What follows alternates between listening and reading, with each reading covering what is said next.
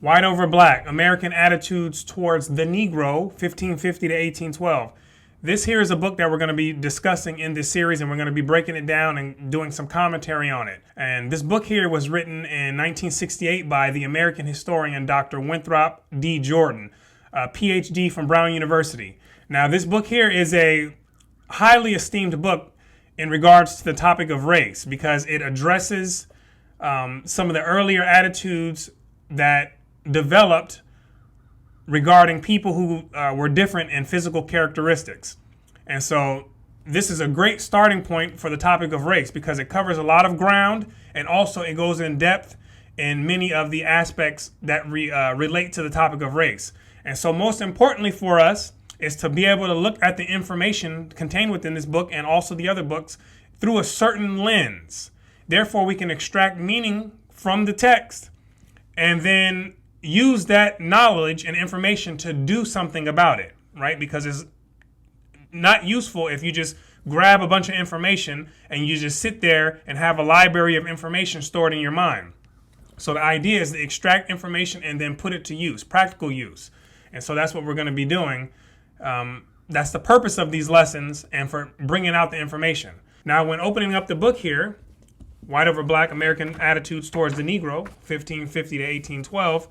What we do is we run into a chapter, one starting off with the first impressions of the English towards the continental Africans that they came across. And so one of the first important figures that is discussed in this book is a guy named Richard Hakluyt. And Richard Hakluyt compiled what is known as the Principle of Navigation, Voyages, Traffics, and Discoveries of the English Nation, and which is a compilation of various travelers' accounts of traveling throughout the world and creating these narratives that they brought back to England, right, on what the English travelers saw. So in the 1550s, that's when you get some of the first narratives of the English traveling over to the continent of Africa. And the purpose of them traveling to the continent was not to go and grab slaves. They went over there to trade with the natives. And they weren't over there seeing those people through the lens of enslaving them, conquering them, and stealing their minds. Now, you had the Portuguese that were already involved with stealing minds and enslaving those native Africans. But this is the English intent was not that at this particular time. It wasn't until the 1600s when the English got involved in the enslaving practice. And what we'll find out later on is they took it to another level and they mastered the enslaving process, enslaving, taking minds of people and creating other types of people to be slaves, right? And their descendants. And we'll learn about that later on. And so the English at this time, in these early contacts, like I said, we're not looking at the Africans as someone to be enslaved, but rather strange types of people. What does that mean? They were looking at them strange because they were unchristian. And also, they had customs that were un-English. And also the skin color, which was a very, very important part of the narratives that were brought back to the English readers. And so when the English came across those Africans with this rich brown skin color, this was something that they became immediately obsessed with, right? This was like an anomaly. This was something like to marvel about. And so what ended up happening, in my opinion, is that they began hallucinating, right? They're seeing people with different skin colors that are basically very different from what you're used to seeing because the English had very little contact with, with people of this type of color up until this point. And so they're seeing people with this rich brown skin color, and then it appears to be that there's hallucinating and exaggerating what the skin color is, and they started creating these narratives about seeing people with black skin, right? And so this is how Dr. Winthrop describes it. Englishmen actually described Negroes as black, an exaggerated term which in itself had powerful impacts upon their perceptions. Even the people of Northern Africa seemed so dark that Englishmen tended to call them black and let further refinements go by the board. Blackness became so generally associated with Africa that every African seemed a black man. So you can see him writing in here. He's saying that English actually, it's almost like when I'm looking at this writing, it's almost like he's like shocked that they actually described the Africans as black. He couldn't believe it. You actually did that, right? And he's calling it an exaggerated term because obviously we know that it's an exaggerated term. I'm saying that they're hallucinating the term, right? They're hallucinating what they're seeing, right? Because it's so, it's so different, right? And so it's appearing to them that they're seeing something that's black when it's not. And so the reason why I would think even more that it's hallucinating is because they tended to call all the people over there in Africa as black, right? And you go to the North African regions, you can clearly see that that's not a black person, right? It's not even close to being black. Many of those people that live in North Africa, right? And so they're exaggerating these terms, and people still today, they believe in these hallucinated accounts, and they can look at their skin color, even though their eyes tell them something different, they still refer to themselves as black. And this is where this stuff is coming from, right? The English traveler tales, which are going over to Africa and creating these reports. And obviously, once people start to believe these things and this becomes the common assumption and the common belief, then everyone starts to jump in and pile into this belief and assume that it's true when it's absolutely not, right? And so it's important to understand this. First and foremost, that we're starting with a shaky foundation of truth, that people are not walking around with black skin. It's very rich brown skin, right? Very rich brown skin, to the highest degree, but it's not black. This is black, right? And people aren't walking around with this color of a skin tone. Okay, so we have the English who are seeing this and they're marveled by this skin color, and they're exaggerating the skin tone. As we see Dr. Winthrop D. Jordan, he can clearly see, and you can clearly see yourself when you go and look, right? Especially if you're someone who calls yourself a black person. You can easily just look down and see, okay, that's obviously not black. Then further questions should be able to arise. Why am I calling myself a black person? Right? And this is some of the reasoning going into it. And there's more, which we'll learn about later, right? When we're talking about continuing the narrative of creating perpetual slaves and creating someone and diminishing someone's humanity. So it wasn't until the 1600s when you started to get other narratives coming to from the English into the continent of Africa and correcting some of these narratives and describing the people a little bit more accurately, right? They weren't calling the North Africans black, so they changed that out. And they'd call them colors like tawny, and they would also call them some of them brown. But there was one thing that they would not stop doing, and that was calling the people in West Africa black. They wouldn't budge on that one, right? And so Jordan Winthrop says this. In England, however, the initial impression of Negroes was not appreciably modified. The firmest fact about the Negro was that he was black. And that's why he's putting the black here in quotations, because obviously he just mentioned it was an exaggerated term.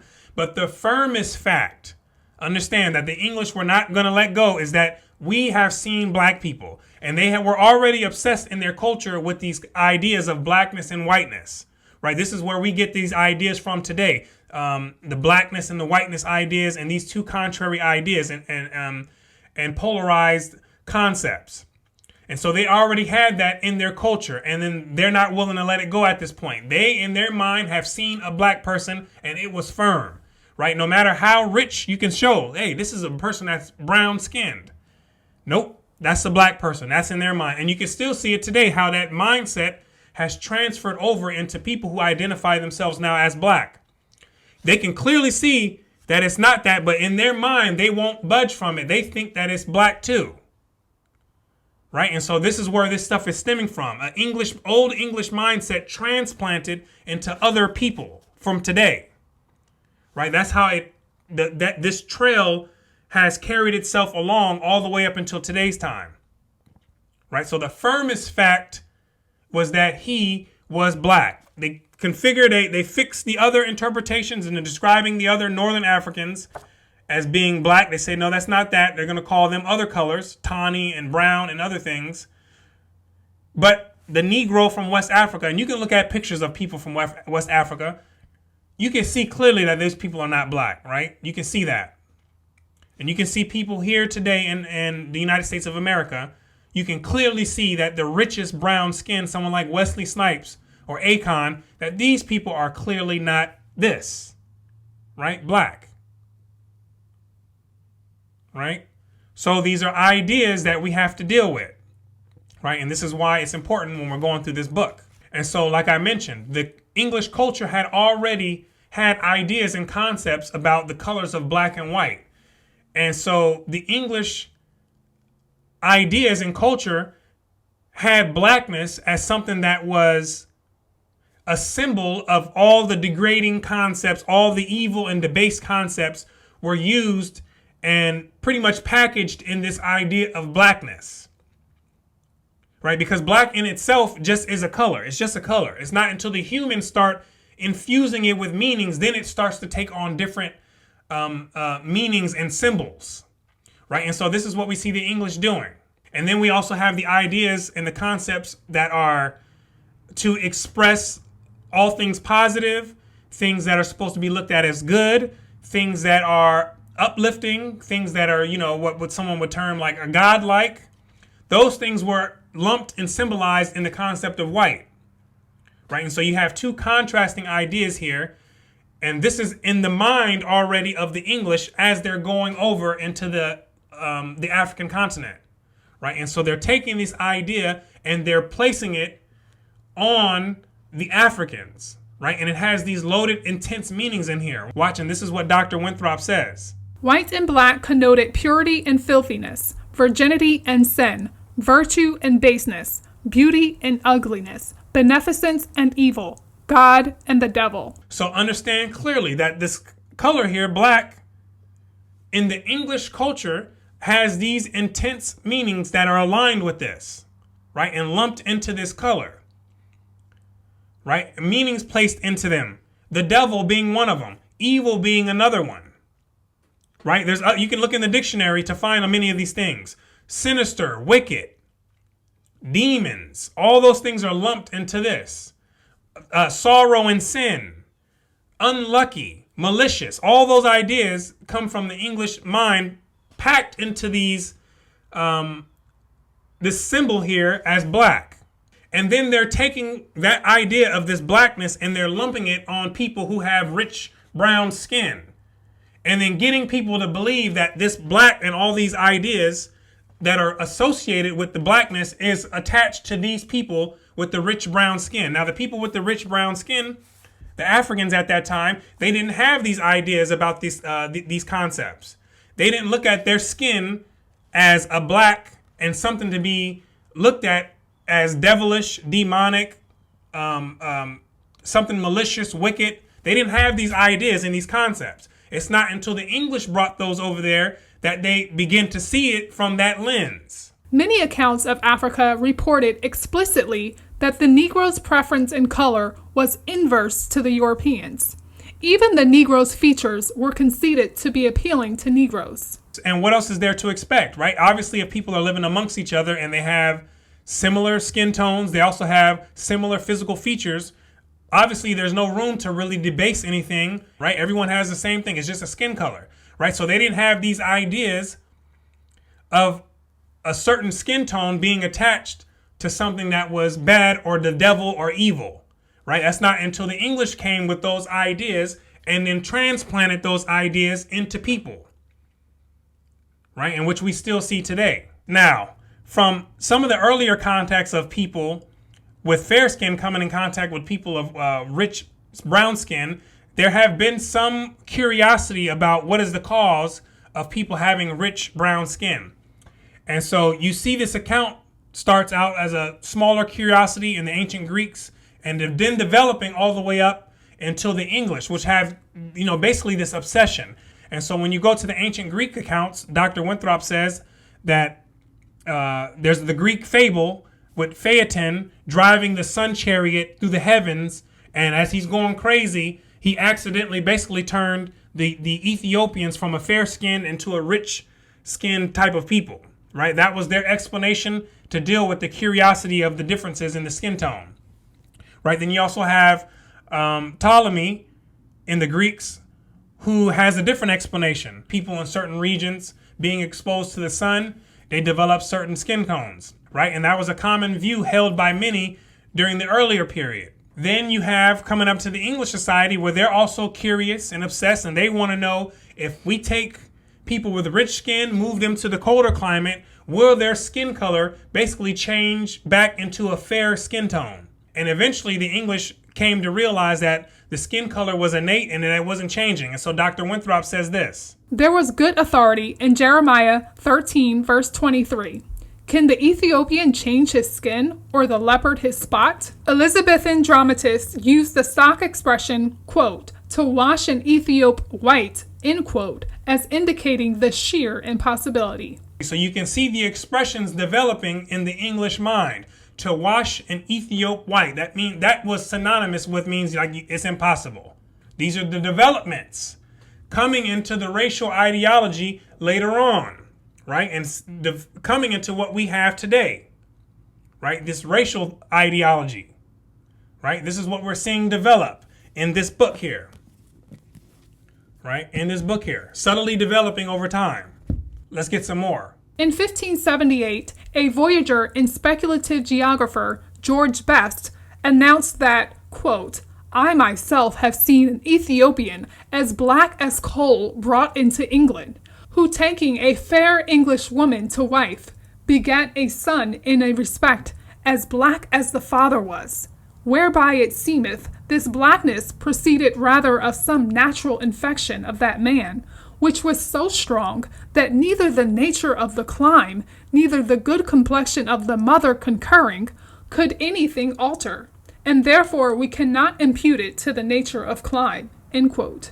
So we have George Best. He's another one of these people who create these exaggerated narratives back in the early English traveler's tales. And he's saying that there's an Ethiopian who he's claiming is black as coal. This is crazy. This is black as coal right here. He's claiming to have seen someone this color come together with a fair-skinned person, which he's going to, in his mind, he's going to call it white, which is this color. And he's saying that they had a child and the child came out this color, black as coal, right? As black as the father. And that it did not lighten up due to the good color and complexion of the fair-skinned woman. Now you can see the ideas being linked to fair skin as being good, right? And that it couldn't even create this union with this blackness that they're calling, and it couldn't basically reduce the intensity of this black skin color, right? These are the narrative accounts that they're coming up with, right? And then his conclusion is that there must be some infection, some natural infection that's causing someone of this skin color to get with someone of this skin color and come out this skin color again, right? Is a complete madness, and it's wild when you really look at it, right? And it's something that just doesn't make any sense. It's illogical, and these guys are hallucinating, and they're being very unreasonable at this time, especially when it comes to this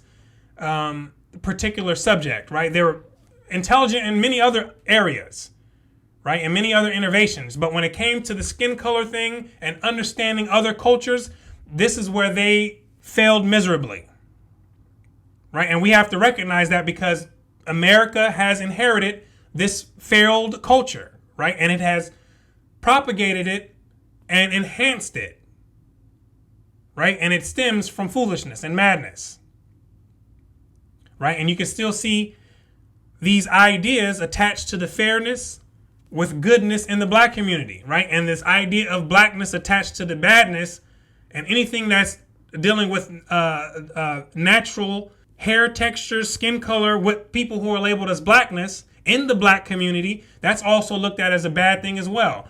This is where it's stemming from, right? Very important, right? Very important to get in here. This is giving us these early accounts to find out why everyone has gone mad. Now, there's other explanations on top of this, right? If what we just explained wasn't enough. You have the biblical narrative that people were using when you go into the account of Ham, whose son Canaan was cursed, right? And you find that in the Bible, it doesn't explicitly say that the curse of Canaan was to have some type of skin color. It was to be a servant of servants or a slave, right? But you have other people who imagined other things that this text was implying to them, right? And so this is what Dr. Winthrop says. In contrast, the approximately contemporaneous Talmudic and Midrashic sources contain such suggestions that, quote, Ham was smitten in his skin, end quote. That Noah told Ham, quote, "Your seed will be ugly and dark-skinned," end quote.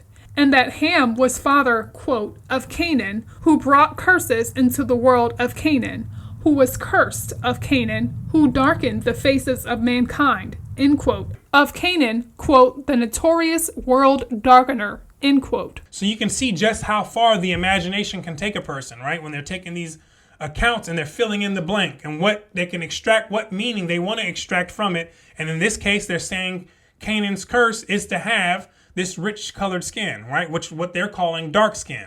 But we don't refer to it as that, right? Because that has curses and spells in that type of word as well, right? That are associated with black also, right? And so this is where their imagination has taken them. But one thing that's very important to understand is that although many people from the English mind and culture, they accepted a lot of these wild and fanciful and imaginative explanations for the skin color of people, that there still were always some people who didn't fall for this type of foolishness, right? And it's very important for us to understand this. There's always a small amount of people who it just doesn't make sense to. It doesn't make any sense. They're not falling for what the crowd is thinking. But nonetheless, for the vast majority of the English, this rich brown hue that those Africans had, it continued to be a significant obsession to many of them, or most of them, and it continued to be a visible marker that distinguished the Africans from the English, right? And it's something that's understandable when you run across people who are different from you, right? Have some differences, right? It's understandable for people to look at them and notice the differences, right? We don't want to be blind and act like people don't have different physical features and skin colors, right? That's not the idea. You want to be able to notice those, right? That's not the problem. The problem comes in is when you start attaching these social meanings to the color of people's skins or to these other physical characteristics. When you start placing these meanings that don't exist other than when humans invent these meanings. And especially when you place meanings on it that are designed to destroy and tear people up, which is what we see the English doing, right? Placing these concepts of blackness and these ideas that are chained with this idea of blackness that the English already had with them. That's when the problem comes in. And so you have these English elite who are the ones who are the main ones responsible for creating these imposed meanings on people's skin color.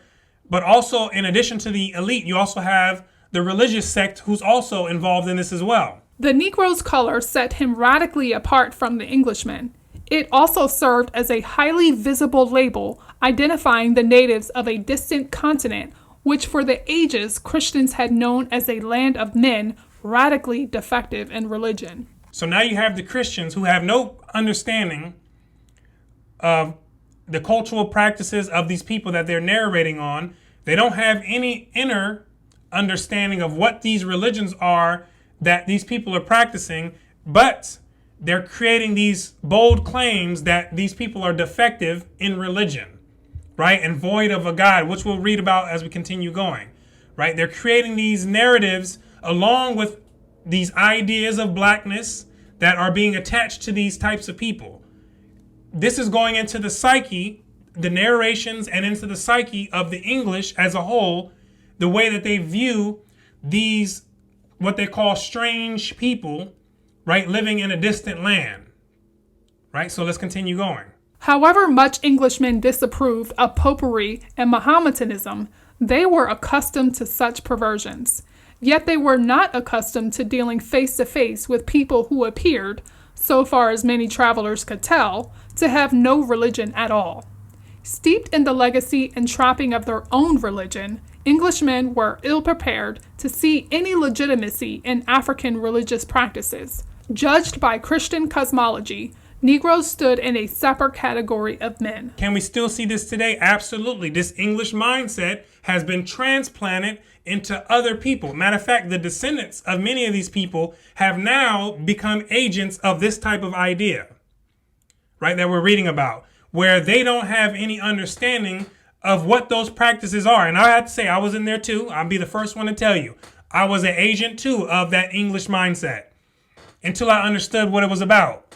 So, and then you look at these other practices that are non-Christian, non-English, and you degrade them. This is what they're doing. This comes into the destruction of people, right? It says that they were ill prepared, the English, to even understand basically what those African religious practices were about. They're very complex, right? And so in the English mind, they couldn't see these people as having an actual legitimate religion, right? And they classified them as a separate type of men, right? Watch where this leads to as we go later on into the understanding of the race thing and understanding of the dehumanization. Look at the patterns right now, the seeds being planted as they unfold, right? And develop and produce fruit. Okay, let's continue going and seeing what else Winthrop has to say. As one of the earliest English accounts distinguished Negroes from Englishmen, they were, quote, a people of beastly living, without God, law, religion, or commonwealth, end quote, which was to say that Negroes were not Englishmen. Far from isolating African heathenism as a separate characteristic, English travelers sometimes linked it explicitly with barbarity and blackness. Look how they're linking the terms of blackness with these other concepts. No religion, no God, no law, no customs, just basically beastly, wild type of animal types of people. This is the narratives that they're creating, right? Coming from a place of ignorance, right? And hallucinations and exaggerations and in other instances, just simply not wanting to understand, right? So they're linking these things together, right? And creating this idea in their world of imagination, right? Let's continue going. Watch what else. They already had in hand a mediating term among these impinging concepts, the devil. As one observer declared, Negroes, quote, in color so in condition, are little other than devils incarnate, end quote. And further, quote, the devil has infused prodigious idolatry into their hearts, end quote. So here we go again, linking the concepts together, blackness and the devil, merging them, saying in the English mind that if the devil is manifested in the physical realm, that's basically what he looks like. That's what they're saying. That's what he looks like. Blackness and the devil linked together. What else? Idolatry. They have a different religion that's unchristian, and it is of the devil, right? It has placed idolatry in their hearts.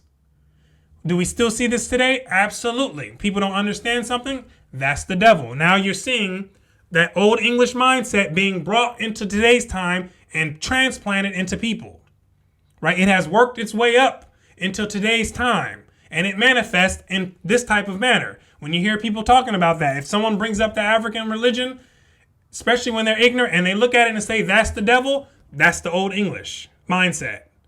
That's what that is. The old English mindset, right? Working its way into today's culture and to today's society. And it's strong, right? It's prevalent still, right? But there's many people who do not have that mindset, who see it for what it is, and they have evolved from that mindset, but it's still very prevalent, especially in the descendants of the victims of the people who this stuff is directed towards in a derogatory manner. Those are some of the primary, highly regarded agents of the continuation of these ideas. And many of them don't even know it, and a good portion of those don't even care to know it. It is what it is. So in the old English mind, if you were someone who was unchristian or didn't worship the Christian God, and you also someone who had these different type of customs, they would be labeled as a savage. And in fact, as Dr. Winthrop says, that the English were especially very ethnocentric, right? Everything revolved around them, right? In their mind, the world revolved around them. And so they measured, like he says, they measured the Africans with an English yardstick or an English measuring stick, right? And so anything that did not align with English customs, that was savagery or that was devilish. Things that did align, they would applaud. Okay, that makes them more civil. If you have some things that were in line with what the English already had, that was a plus, right? A thumbs up. So for example, some of the narratives did include the accounts that the African societies were somewhat similar to the English because they had a structure with that had kings, it had gentlemen, it had counselors, And it also had a lower class. So that was similar to what the English had, right? And obviously that was something that was applauded. But these similarities were only minor similarities, right? And the English still looked at the Africans as a distinct and separate category of people. Now, Dr. Winthrop notes in here, surprisingly, that although the English were fascinated with this African so-called savagery, they were not as fascinated as they were with the Native American savagery. And you got to remember, at this time, like we talked about in the beginning, they didn't come initially over to Africa in order to colonize or to enslave the people and steal the mines. But at this point, they're going in and colonizing the United States of America. So who's over there? You have these different tribes of the Native Americans. They're focused on the savagery of these people and creating them into these characters of savages in order to do what? Take the land. We already understand this. To justify the act of doing it. Right? So the focus was on the Native Americans at this particular time. But then things all changed. Watch this. It was not until the slave trade came to require justification in the 18th century that some Englishmen found special reason to lay emphasis on the Negro's savagery. Now we have the greasy-handed, lucrative enterprises making money. All this is on the English mind. Now what do they have to do? Find a way to justify the enslavement of those particular people. Because you have to remember, at this time, England is supposed to be this high moral civilization. They've done away with a lot of the slavery in their civilization. Much of the world is still practicing it at this time. But they are supposed to be taking a different route. Right? And so in order to involve themselves in this slave trade, they got to find a way to dehumanize the people that they want to enslave. Right? And so they use the tool of propaganda. And now they're going to focus heavily on the savagery of the West African folks. Right? So they can justify it in their hearts and in their minds that it was okay and it's a God-given right for them to do this. Now, we have to understand already that the seeds have already been planted. Before the transatlantic slave trade, they already tied the idea of blackness with the skin color of the Africans, which is a rich brown. They linked them together. What did blackness have with it? All these wild ideas. The baseness, devil, demon, wickedness, sorrow, sin, unluckiness, all these ideas that are in the unconsciousness of the English culture. What else did they link? The Christians also came with the narrative that these people are devilish. They don't have a religion. They're void of any type of civility, right? They're savages. They're the devil in the flesh. We remember that, don't we? The devil in the physical manifestation of the devil. That's what they're saying. And all this is going into the enslavement of the Africans. And what the English are going to do is like what the Portuguese had already been doing, is they want to take and they want to make perpetual slaves out of these people, permanent slaves. And you need the propaganda behind it in order to convict yourself to do something this wild, right? And so let's get some more. They knew perfectly well that Negroes were men, yet they frequently described the Africans as brutish or bestial or beastly. Far more common and persistent was the notion that there sometimes occurred, quote, a beastly copulation or conjuncture, end quote, between apes and Negroes, and especially that apes were inclined wantonly to attack Negro women. The very explicit idea that apes assaulted female human beings was not new. Negroes were merely being asked to demonstrate what Europeans had known for centuries. Englishmen seemed ready to credit the tales about bestial connections, and even as late as the 1730s, a well-traveled, intelligent naval surgeon, John Atkin, was not at all certain that the stories were false.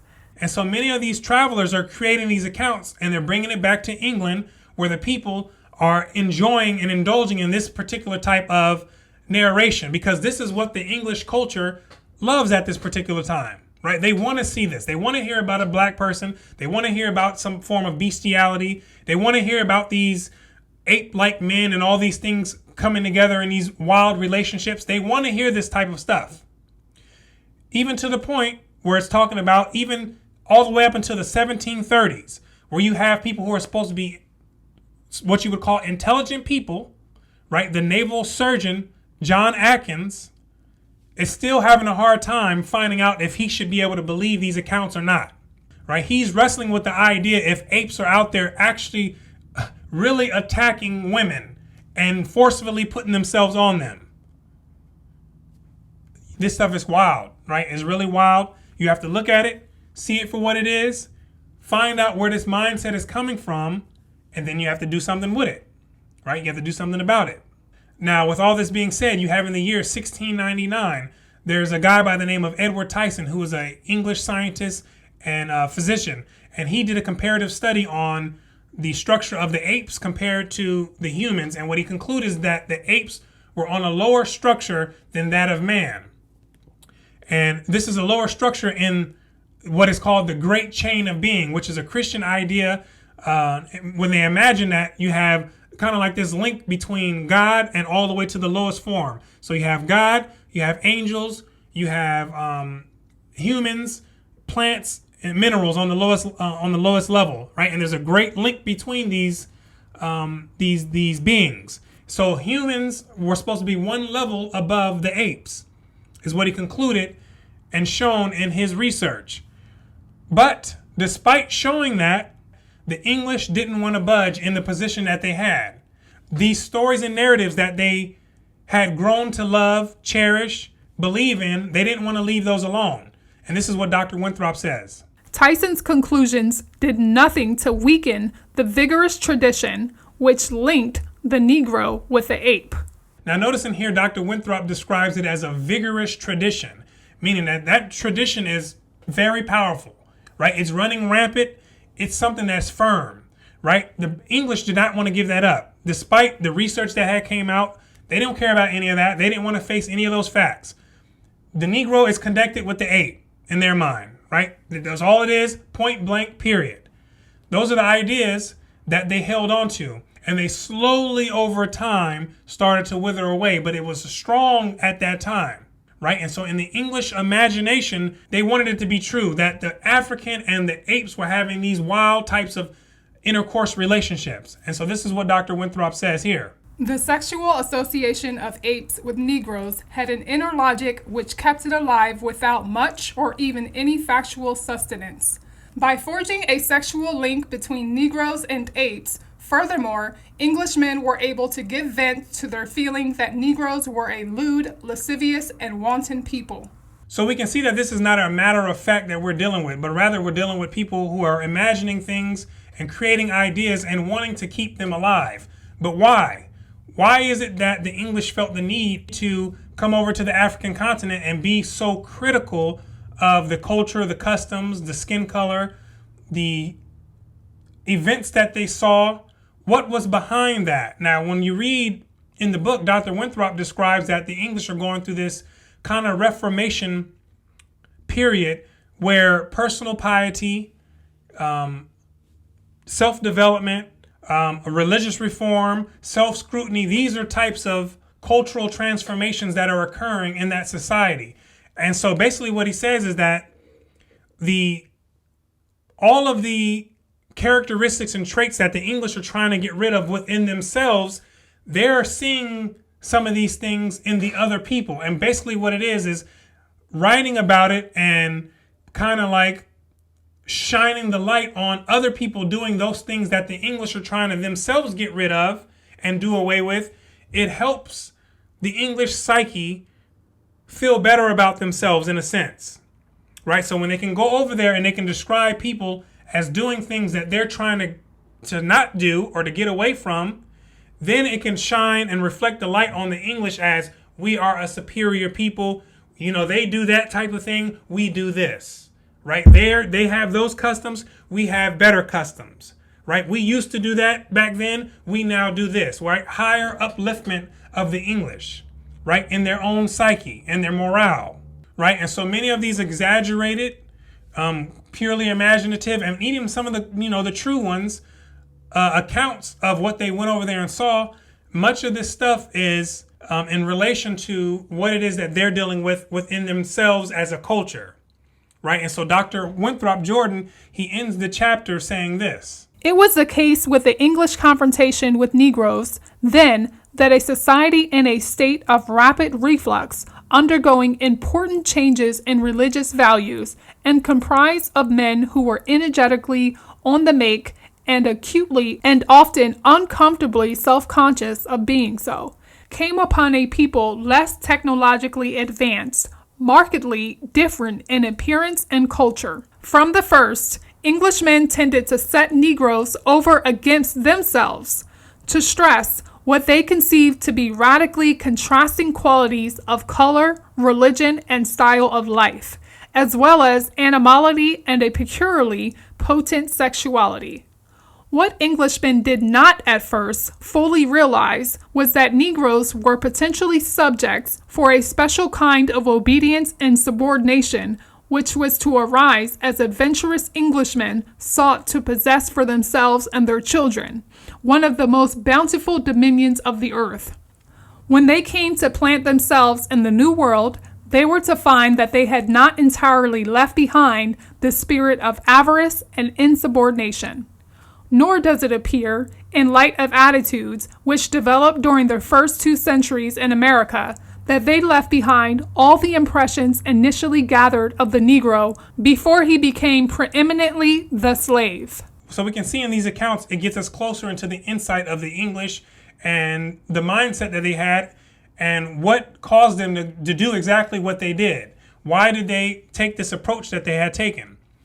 Why did they create these type of narratives, have these type of ideas, and perpetuate these narratives unfounded in facts, right? And so many of these gathered impressions from the English were the cause of later effects. Those later effects we come to understand were the justification of creating perpetual slaves out of certain groups of people. And when I'm talking about perpetual slaves, I'm talking about both physical and mental, both of them, starting with the physical enslavement and continuing with the mental enslavement, right? Stemming from these particular accounts, the mindset and the culture of these particular people. And so it's important for us to understand it and realize it and see this. Deal with the accounts and find out what it's about. Detach ourselves from many of these ideas that were inherited.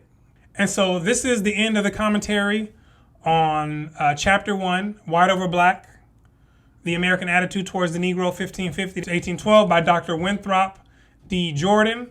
And in Chapter 2, what we're going to do is we're going to be going over some of the enslavement practices by the Portuguese, the Spanish, and touching on the racial slavery of the colonies that were developed in Maryland and in Virginia. So you want to stay tuned so we can get some more insight, because this stuff here, this is not going to be taught in school, right? Especially in elementary all the way up into the 12th grade. You're not going to find this type of stuff.